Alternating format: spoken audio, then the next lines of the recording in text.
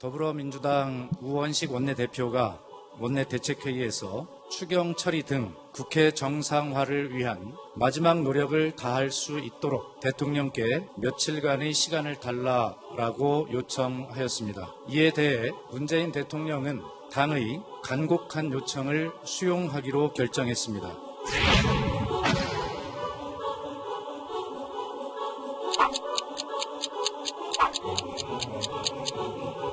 오늘이 마지막이라는 각오로 국회 정상화를 위해 남은 시간 최선을 다해서 뛰겠습니다.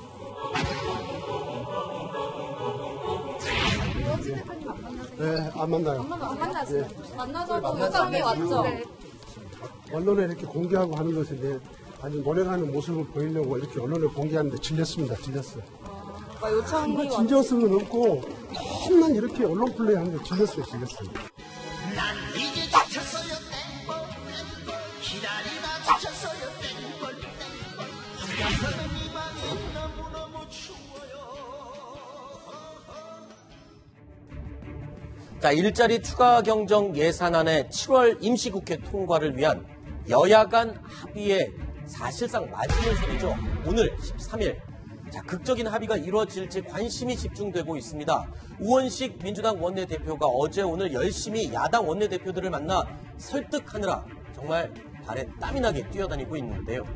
야당의 반응은 어떤지 영상으로 확인해 보시죠. 우리는 전화도 돌리지만 얼굴도 직접 봤는데. 판결 될 때 이런 식으로 제목이 나왔어요. 누가요? 전화 안 했는데. 근데 우원식 대표가 그 정도 권한이 있나? 저는 오늘을 기대를 합니다. 사실은 이제 거의 이제 마지막 뭐 며칠을 달라고 그랬으니까 저는 오늘 정도면 이제 우원식 대표가 BH하고 협의해서 마지막 카드를 갖고 왔으면 좋겠습니다. 만약 이렇게 끌고 가는 것은 정도치 않기 때문에요. 그 카드 여에 따라서 저희들이 여러 가지 생각할 여지는 있어요. 어저께 제가 많은 힌트를 드렸습니다. 공은 그쪽으로 넘어갔으니까.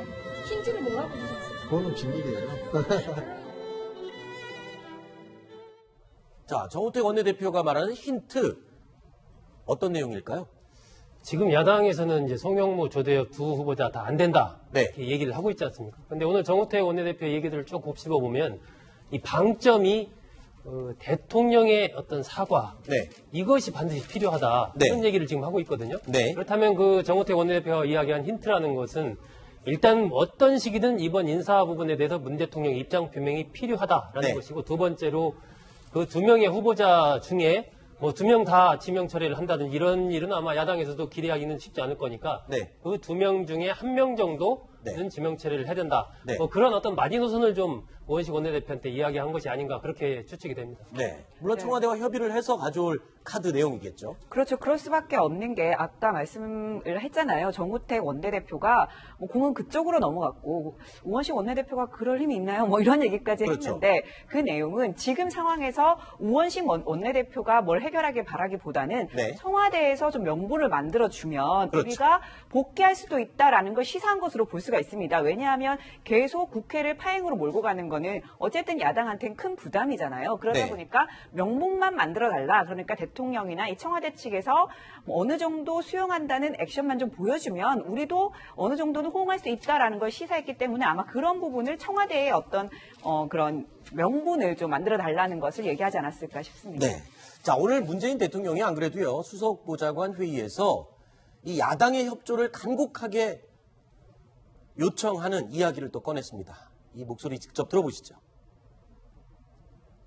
일자리를 새 정부의 최우선 과제로 놓고 국민들에게 희망을 드리고자 했는데 추경이 아직도 국회에서 잠자고 있는 현재의 상황이 너무나 안타깝습니다. 국회에 다시 한번 요청드립니다.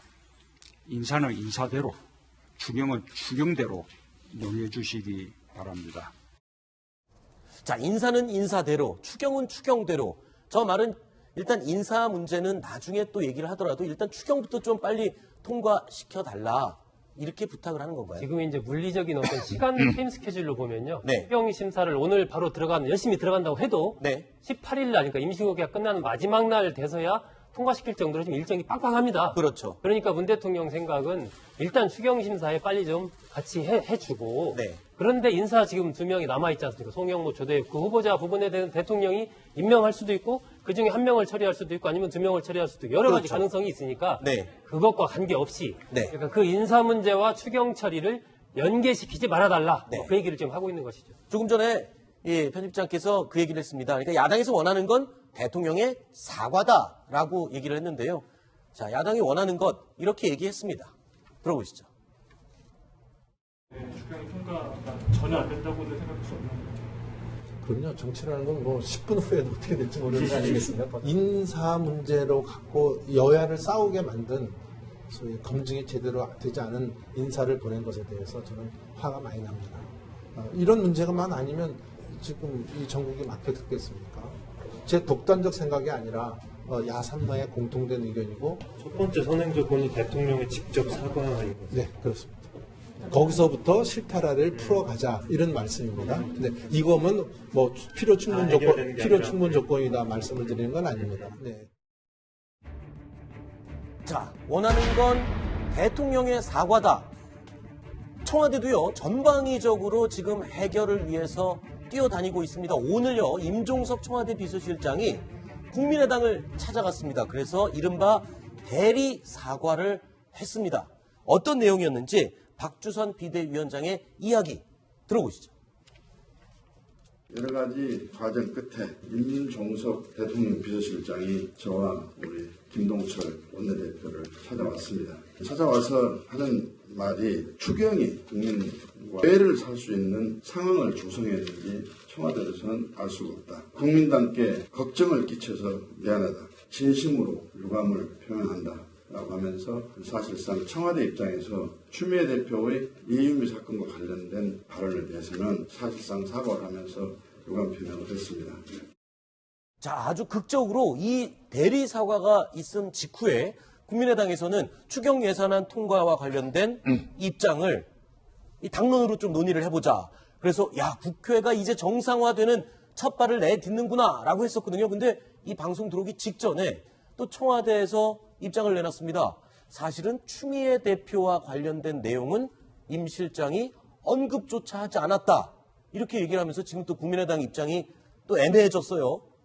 국민의당으로서는 뭐 박주선 비대위원장이 상종 못할 사람들이다 이런 얘기까지 했을 정도로 네. 그러니까 아까 그 임종석 비서실장과 만나고 나서 네. 그 임 실장이 했다는 내용을 바탕으로 긴급의원총회를 해서 그렇죠. 국민의당은 이제 추경 처리에 같이 협조한다, 네. 임한다 이렇게 입장을 정했거든요. 네. 그런데 그 이후에 청와대가 임 실장과 박주선 비대위원장이 만나면서 추미애 대표 관련 발언은 없었다. 네. 이렇게 얘기를 하니까 그럼 박주선 비대위원장은 아니 없던 얘기를 그럼 내가 만들어서 그렇죠. 의원총회에서 얘기했다는 이 말도 안 된다. 네. 그러면서 이제 굉장히 지금 격앙된 반응을 보이고 있는 상황이라 네. 이것이 과연 이제 임종석 실장과 박주선 비대위원장이 만나면서 정말로 그런 발언이 없었던 것인지 네. 아니면 있었는데 그거 사실이 알려지고 나서 추미애 대표가 강력하게 반발을 하니까 네. 그것을 무마하기 위해서 청와대에서 그런 발언은 없었다라고 이렇게 이른바 둘러치기를 한 것인지 네. 이것은 이제 조금 지나야 진실이 밝혀질 것인데 일단 국민의당이 지금 추경 처리에 임하기로 한 그 부분 자체가 지금 다시 또 약간 애매모호해지는 그렇죠. 안개 속에 있는 상황이 돼서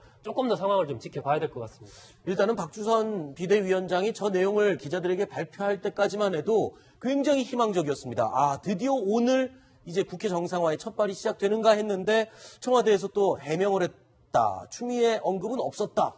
이거는 혹시 추미애 대표가 이 사과, 대리 사과에 대해서 발끈하고 좀 강력하게 항의를 하지 않았나 이런 생각도 들거든요. 지금 봐서는 그렇게 봐야 될 것 같아요. 그러니까 네. 박주선 비대위원장도 대화 내용을 내가 적었다라고 네. 얘기를 했거든요. 네. 그리고 그동안의 국민의당의 태도가 예를 들면 추미애의 숫자도 꺼내지 마라 이런 네. 얘기를 했던 것에 비춰본다면 의원총회를 열어서 추경심사에 협조하기로 한 배경에는 분명히 그날 오늘 임종석 실장과 박주선 비대위원장이 대화해서 무언가 추미애 대표의 그 발언에 대한 양해가 분명히 있지 않고서는 사실 네. 그렇게 박주선 비대위원장이 입장을 바꿀 이유가 없기 때문에 네. 분명히 얘기가 있었을 것으로 보입니다. 네. 그런데 이제 그 부분에 대해서 예를 들면 추미애 대표는 그러면 청와대와 그 국민의당 지도부와 얘기를 하고 본인은 빠진 모양새, 정치적으로 이게 상당히 이른바 좀 왕따당한 비슷한 모양새가 되기 때문에 네. 굉장한 타격을 받을 수 있는 집권당 대표가 그런 상황이 연출이 됐지 않습니까? 네. 그러니까 아마 짐작컨대 뭔가 강력한 항의의 뜻을 청와대에 표명을 했을 것이고 네. 청와대가 그걸 주워 담기 위해서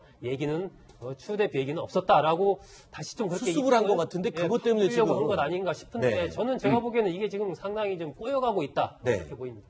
자, 일단은 청와대 입장에서는 이 송영무 조대엽 후보자에 대한 임명 강행을 하려다가 2, 3일 정도의 여유를 뒀어요. 그런데 그 마지노선이 이제 오늘입니다. 오늘 지나면 청와대에서는 그 두 명에 대한 임명 강행을 하게 될지 아니면 극적으로 어떤 합의 사항이 나올지 오늘 밤 안에 뭔가 결정이 되겠죠? 네, 그렇습니다. 사실 아까 말씀하신 것처럼 임종석 비서실장이 갑자기 이 박주선 그 비대위원장을 만났을 때만 해도 극적으로 뭔가 타결이 되겠구나. 왜냐하면 이 국민의당만 민주당과 함께 공조를 하면 협조를 하면 그렇죠. 아무래도 이 정부를 풀어나갈 수 있지 않습니까? 그렇기 때문에 물꼬가 트이는구나 이렇게 예상이 됐었는데 지금 상황으로는 지금 전국이 더 꼬여버린 형국이 돼버렸잖아요. 그 시한은 오늘까지지만 이 꼬인 전국에서 청와대가 그러면 이 송영무 그리고 조대엽 두 후보자를 강행할 것이냐 이 부분에 대해서 새로운 고민에 들어갔다고 볼 수 있을 것 같습니다. 왜냐하면 지금 상황에서는 어쨌든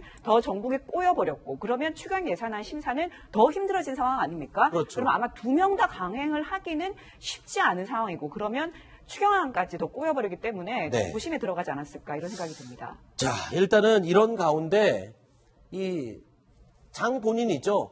송영무 국방장관 후보자. 야당에서는 또 갑자기 송영무 후보자에 대한 골프장 이용 기록을 문제 삼고 나섰어요. 어떤 내용입니까? 네, 2012년부터 16년까지 최근 동안 295차례 군 골프장을 이용했습니다. 네. 물론 송영무 그 국방장관 후보자는 지금 신분은 민간인입니다. 그런데 네. 군 골프장은 보통 퇴역 장성들이 계속해서 이용을 하거든요. 네. 그래서 지인들과 혹은 선후배들과 군 골프장을 이용했던 것 같습니다. 네. 근데 뭐 골프장을 이용하는 게 문제가 되는 건 아니잖아요, 사실. 네, 맞습니다. 네. 우리 그 군 수장이었죠. 우리 해군 수장이었는데 해군 관련해서 굉장히 중요한 행사들이 있습니다. 그럴 때마다 이 송 후보자께서 여전히 골프를 즐긴 것이 문제점으로 드러난 겁니다. 네. 구체적으로 보면 이런 것들이 있는데요. 2016년 3월에 천안함 폭치 추모식이 있었습니다.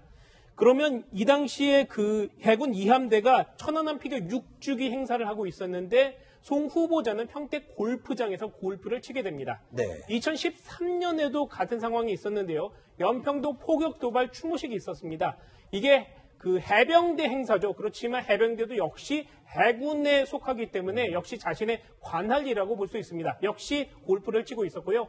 2014년도를 보면 같은 행사였습니다. 그런데 역시 또 골프를 치고 있었고 2016년도에 천안함 폭침 추모식에서도 역시 용인에서 골프를 쳤습니다. 네.